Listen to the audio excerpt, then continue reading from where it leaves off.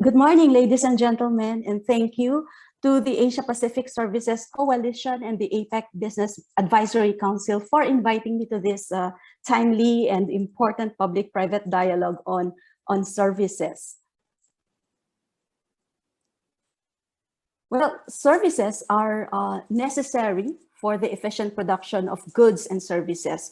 They are heterogeneous and cover a wide range of economic activities. And in the Philippines, the services sector has been a major source of GDP growth and employment.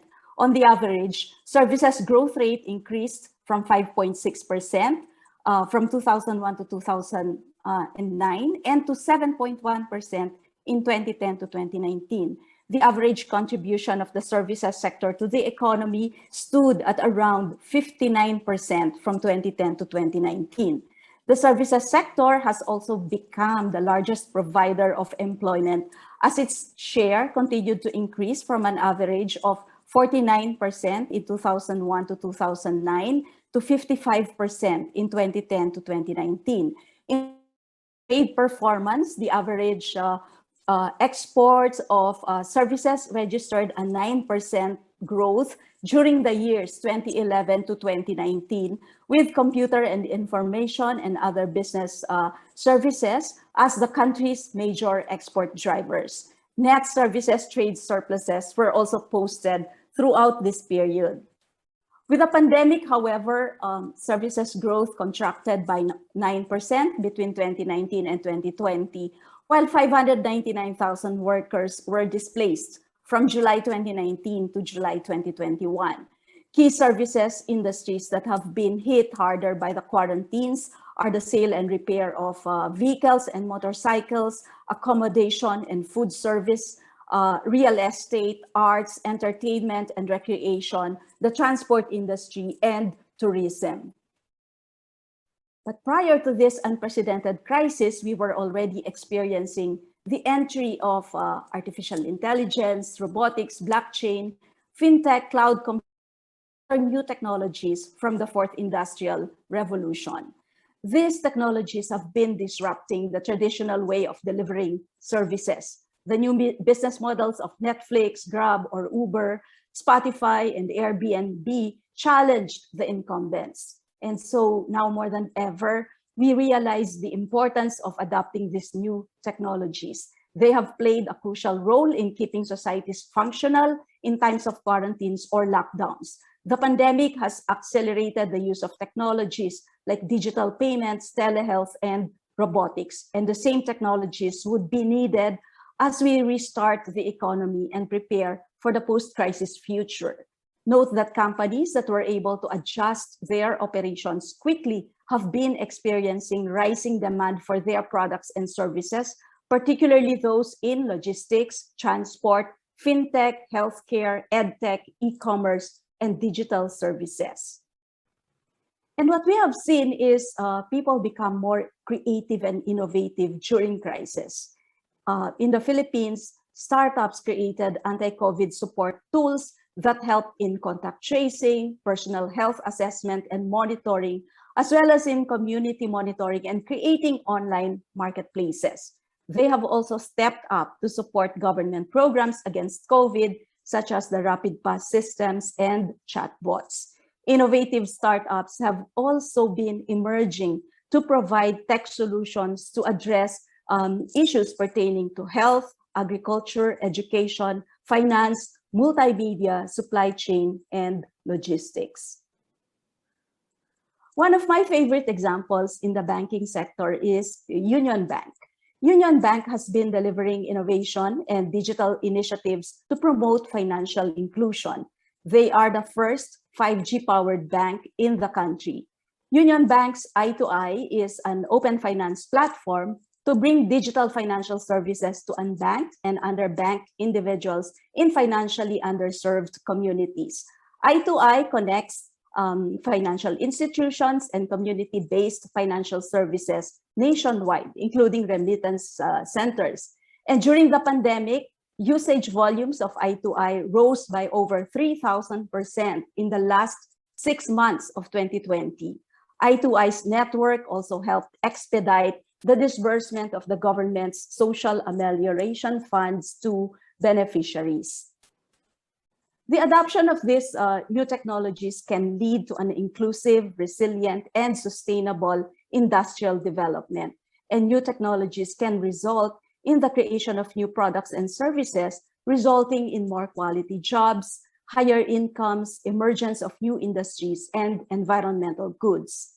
We were in the process of implementing our new industrial policy, which is known as Inclusive Innovation Industrial Strategy, when COVID-19 hit us.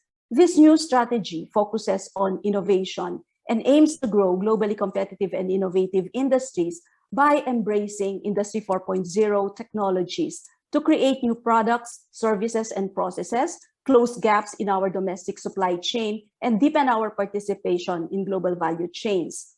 With the innovation focus, we are building regional inclusive innovation centers, or RICs, that would serve as platforms to link together our innovation and entrepreneurship ecosystem.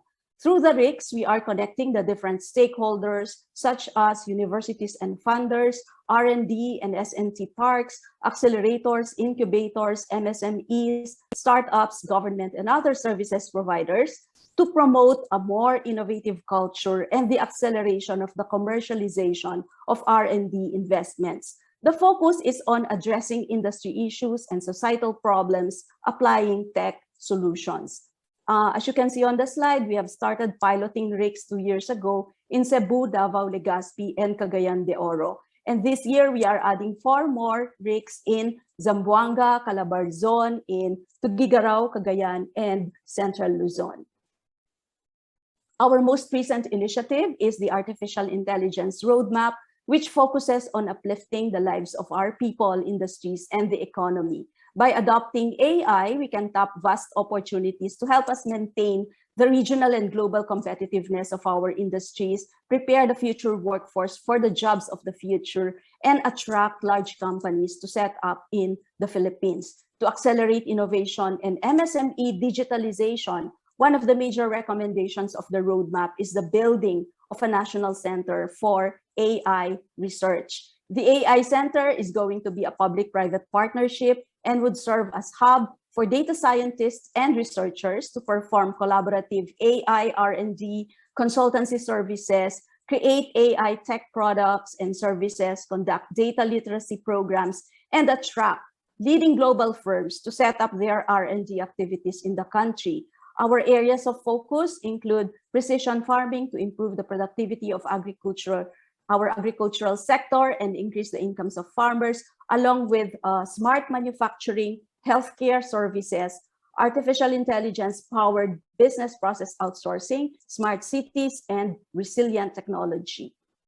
To COVID-proof and support our industry's survival and recovery, DTI is our department, that's Department of Trade and Industry, or DTI, is implementing also the following programs. I won't mention all, but just a few, to name a few. We have the COVID-19 assistance to restart enterprises, which is a financing facility to support MSMEs.